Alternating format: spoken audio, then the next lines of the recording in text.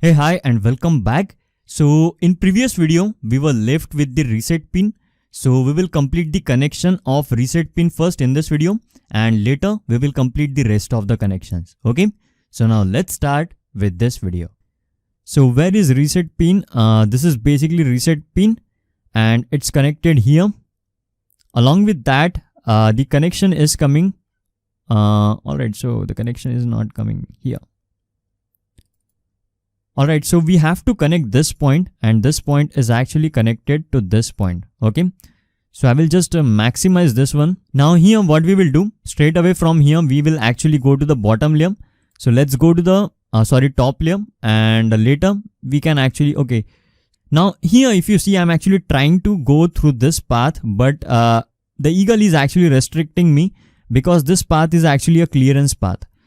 There will be, minimum distance from the track towards the edge of PCB. Generally, that distance is going to be 3 or 4 millimeter. Yeah, but not 3 or 4 millimeter. Yeah, 3 or 4 millimeter. So we try to keep the track away from the edge of the PCB because while during the manufacturing of the PCB, your track may, it may get cut. Okay, if it is too close to the edge of PCB. That's the reason we actually keep little bit spacing between the track and the edge of the PCB. And that's the reason this Eagle software is not allowing me to, lay the track from here. So what I will do now, I will go to the top layer and from top layer, I will lay the track. Okay. So for that, I will have to do little changes. So let's not bring this track from here. Let's bring this track like this. Okay. And later we will connect it here. So you will get that in a moment. So let me rip up this reset track and let's reroute this track. So I will go to the bottom layer first. Okay, I will go to the bottom layer and later I will do the connection like this. Or what I can do, I will just rip up this and I will go this way. Okay, so I will go like this. So I will rip up this track now.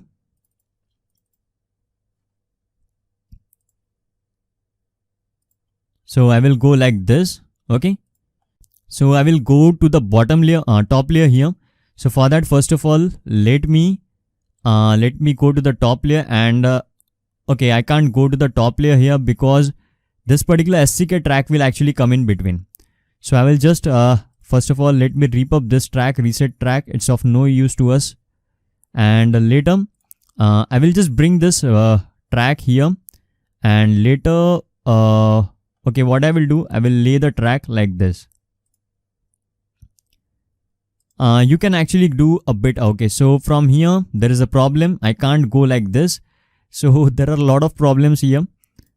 And alright, so I will move this track like this. Alright, and I will just move this track here. I will make the space. So we have to make the space. And I will go to the top layer here. I will place the wire. Alright, so first of all, let me move this track because there is not much clearance here. So I will go to the bottom layer here. Sorry, top layer. I will place this wire here. And then ultimately we are connecting this reset connection. Now you will see that there is a lot of complexity here. So first of all, let's make space for all the connections. So I will place this wire here and here we have to make sure again it's not connecting or it's not shorting this ground. Now let me move this TX pin and I will move this wire like this.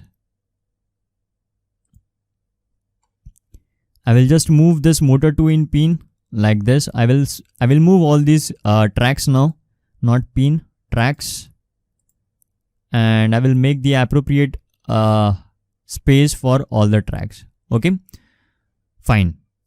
Now we are left with let me change the background color to black. Okay, I think I did it for schematic. Okay, so we are left with this 5-volt connection. Then okay, so let me go to the schematic editor and let's check these connections. So most of the connections are actually ground connections now. We are almost done with all the connections. We are actually left with this particular connection. So let's connect this connection. So for that, again, I will change the user interface color to white. And let's do this connection first.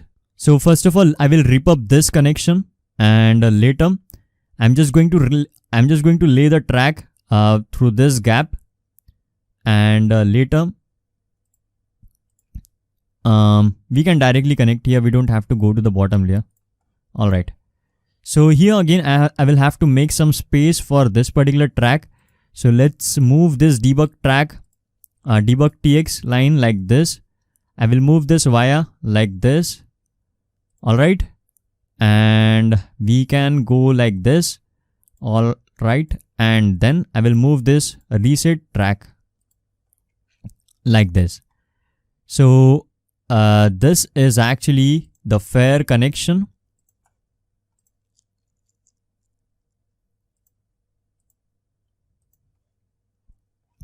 Alright, so there is enough space between debug TX and debug RX, and also these pins MISO, MOSI, SCK, these are actually the programming pins. So we have to make sure there is enough enough space between these pins also.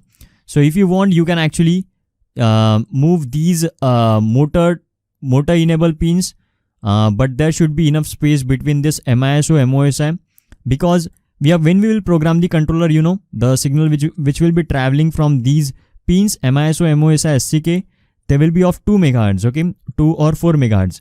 So you have to keep enough spacing, and accordingly you have to route. Okay, so let me check everything is fine here. Now again, let me go to the background of black color. Now let's connect this connection, which is 5V connection. So I will just click on show. So 5V connection, we have to power this part. So again, I will go to the white. Okay, and let's do the connection here.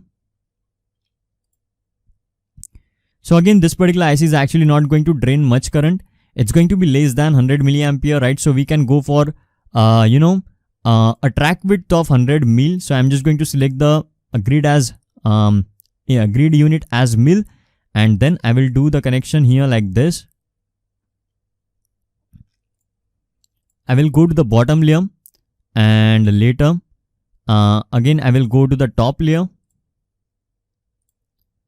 and this like this I will do the connection. You can also increase the width of this particular track. And one more thing I want to tell you here is the width of this particular wire that we are using. The width of this wire is actually just a second, let me change the unit to millimeter. Okay, and let me go to the properties, and you can see the drill wire, this particular internal diameter, or if you see the drill diameter is actually 0.35 millimeter.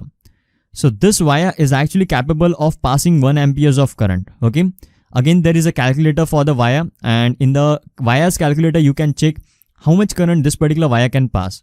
So it can pass a current maximum up to 1 amperes. So we don't have to care much about at this moment while doing the wire connection. But when you are passing very high current, even more than 1 or 2 ampere, then you will have to increase the size of wire, which you can edit from here. But at this moment, this diameter is actually more than enough for us, and we are done with the connection of this IC. All right, now again let me go to let me check which connections are left. So again here we have to connect this plus 5V connection, and this connection will come from this pin. All right, so first of all, let's connect all these pins together, and for that I will again change the user interface color to white. So let's quickly do the connections now, and this is basically the preset, and from here I will go towards this pull-up resistor. This is actually the pull-up resistor, right? So this is pull up resistor.